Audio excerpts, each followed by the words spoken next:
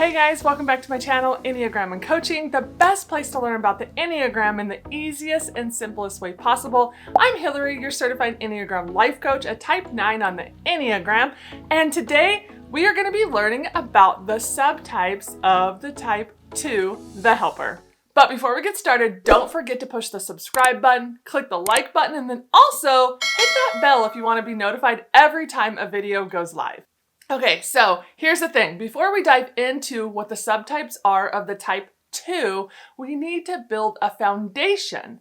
And what does the foundation look like? Well, step 1 in the foundation is you need to know your dominant type, right? And so you guys know you have the 9 types, right? 1 through 9. There are 9 basic types of people. Yes, it goes way deeper than that, but that's where we're going to stay for now.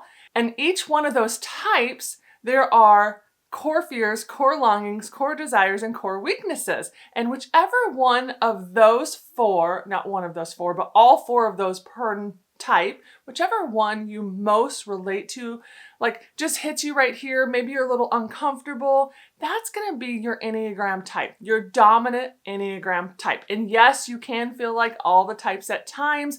We are a little of all of them, but one of them is our core motivation. And if you don't know your dominant type, I have done a video teaching about all 9 types, and I'll link that video right here and down below. The second step is going to be to figure out your dominant wing. And what is a wing? Well, for the type 2, the wings are going to be a 2-wing 1 or a 2-wing 3. They're always going to be the number adjacent to your dominant type. And if you don't know your dominant wing at this point, I will link that video right here because I have done the whole wing series already. And then the third step is going to be, let's figure out your subtype. And by the end of this video, you should be able to identify your dominant subtype. So what is a subtype? So each of the 9 types has 3 instincts, and that will make 27 subtypes, right? 9 types times 3 instincts is 27 subtypes. And one of these 3 instincts is your subtype. So what are those instincts? The first one is self-preservation, which we would label SP.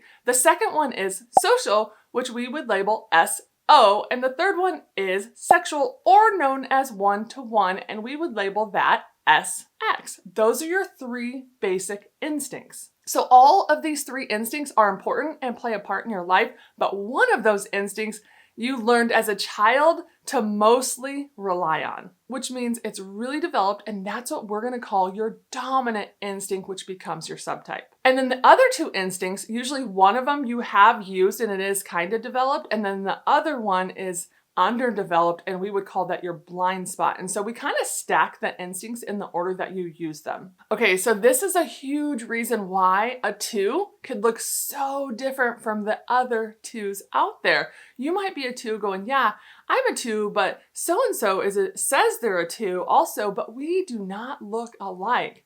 Well, this is why instincts play a huge part in this. And the reason is the SP, SO, and SX all have a different set of concerns, right? They're instincts. They're all a different set of concerns, which means their dominant instinct is different. Okay, so let's learn about the type 2's 3 instincts. So you can figure out your dominant instinct, which we would call your subtype. Okay, so we're going to go ahead and start with the self-preservation 2, which the basic meaning of self-preservation is their main priority is having and maintaining physical comfort and safety. Their concerns are usually based around shelter, food, clothing, resources, health, stuff like that. Those are their first concerns, which would be their first instinct. And in the 2, this is going to look like they're going to hold on to their own self-preservation instincts actually, while focusing on taking care of the needs of others. They might even wear themselves out for other people while ignoring their own needs. This type 2 has a hard time getting enough rest for themselves. And actually, I didn't say this, but this 2, the self-preservation 2, is known as the counter type. And what this means is this 2 actually doesn't look like the normal 2. And so that's another layer to the Enneagram. All types have a counter type. So this self-preservation 2 needs to feel unique and special. They want to be the cute girl, the cute boy, liked by everybody. They have like this childlike demeanor about them. They are going to try and attract love and attention by being cute and having childlike needs. They will usually be the ones in the kitchen cooking and hosting, but they're going to spend so much time doing this that they're going to forget to take care of themselves. This self-pres 2 is very charming. They're going to be the ones that in class are known as the teacher's pet, or at work or anywhere. A lot of times this is the teacher's pet, the self-preservation 2. This 2 is tender and sweet, but actually more guarded than the other 2 subtypes of the 2. They're just a little more fearful and less trusting. Sometimes this self-pres 2 can look like a self-preservation 6 or even a 4 at times. But their core, the core of the 2, the core longing, core fear, core desire, core weakness is of a 2, but they will kind of look like those other 2 at times. Okay, so let's move right along to the next subtype, which is the social 2. And the basic definition of the social instinct. They can walk in a room, they can read it. They're really good at knowing what's going on socially. That's just the basic meaning. And then what the social 2 looks like is they're going to want to be liked by everybody. They will have a busy social calendar, have lots of get-togethers on the calendar, hosting the get-togethers. This is the type 2 that's everybody's friend. And actually the social 2 is more adult than the other 2 subtypes. They are the leader, they are really good in front of groups, and actually the social 2 can be a little bit more introverted than the self-preservation or sexual 1-to-1 2. And they tend to deny vulnerable emotions like fear, shame, jealousy, envy. They deny those emotions. They do not want to be vulnerable. The social 2 also can have a calculated angle when being generous. They may see supporting others as a way to ensure loyalty and mutual relationship. This might be subconscious though. They might not even realize that they do this. The social 2s, these are the ones that can actually be workaholics. They tend to be very goal-oriented and competitive and extremely successful in their work, which can resemble a type 3 or a type 8 at times. But the 2 is going to have a softer presence and show more emotion on their way to achieving those goals. Okay, so the last one,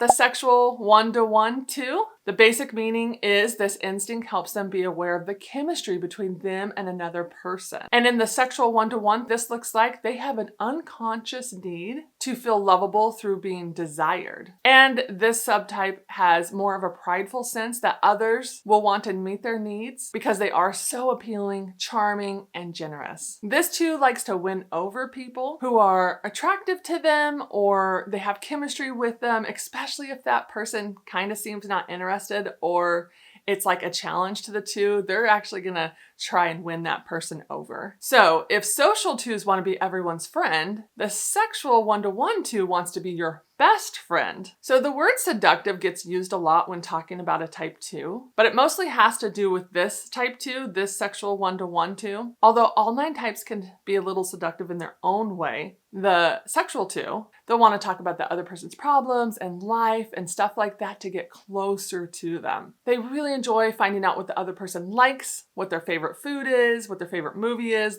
I don't know, color, brands, anything. They really like figuring that kind of stuff out because they want to be generous to them. They actually want to give that person what they like. They just love to provide that for them. So, all right, well, that's it, guys. That's all I have on the subtypes of the type 2. So the 3 instincts, right? The sexual, self-pres, and social instinct.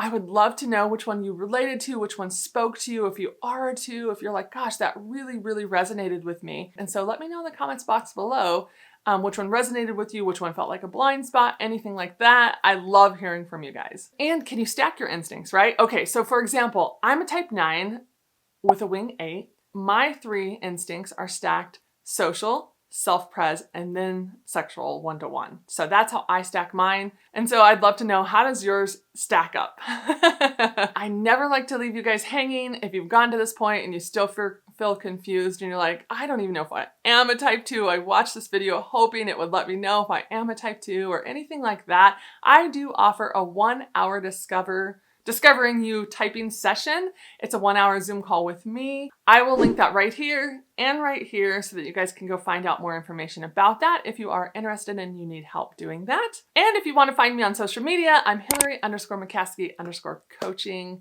I also have another social media account actually called Enneagram and Coaching. Both of those are Instagram accounts.